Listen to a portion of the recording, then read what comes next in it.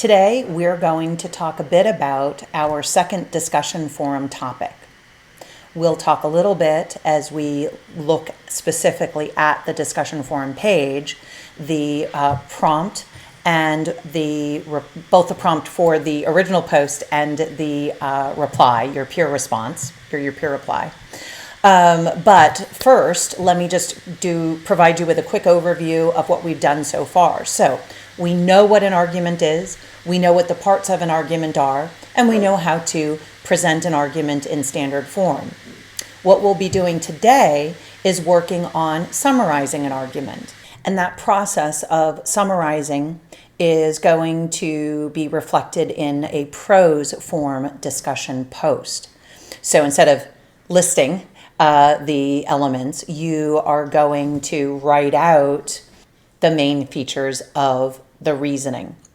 So let's go ahead and look at the discussion forum page, and we'll walk you through the passage that I'm going to ask you to summarize, and then also look at a sample as well as the peer reply instructions.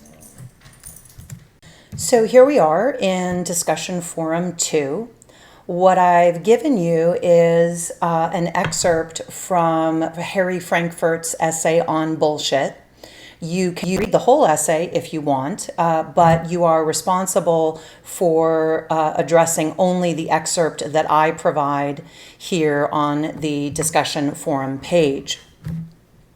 What you're going to want to do in this forum is summarize the reasoning.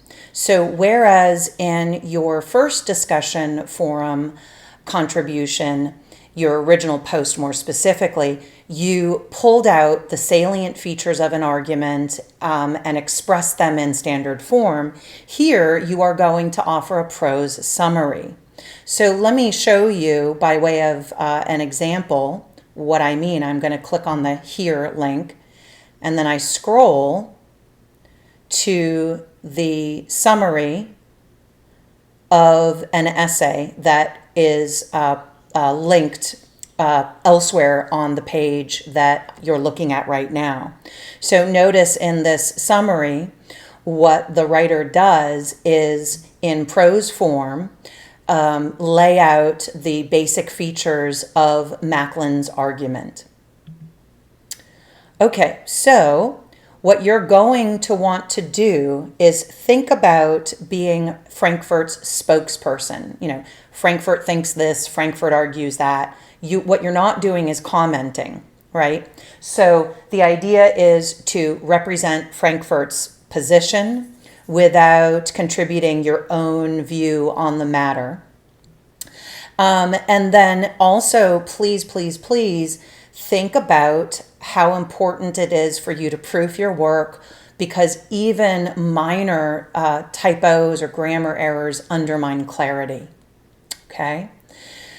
Once you have posted your work, you're in a position to start looking at your classmates' work. What you're going to want to do is choose a classmate's post, and then you're going to copy and paste it in the reply field so that I can see which one you've chosen. And then what you're going to do beneath that copy paste is you are going to edit your classmate's post. So the idea is to improve the post. It's always good to both give and receive edits, because you sometimes can't see, because you're so close to your own work, what it is that you might do that makes how you might edit that will make the work clearer. Or you might not see that you have a typo or something like that, right? So when you do offer the edit, ideally what I'd like you to do is highlight that edit. So, put your edits in bold, strike through any text, that sort of thing. If you have trouble doing that, don't worry, but just make sure that you at least copy paste the original that you are editing above the edit.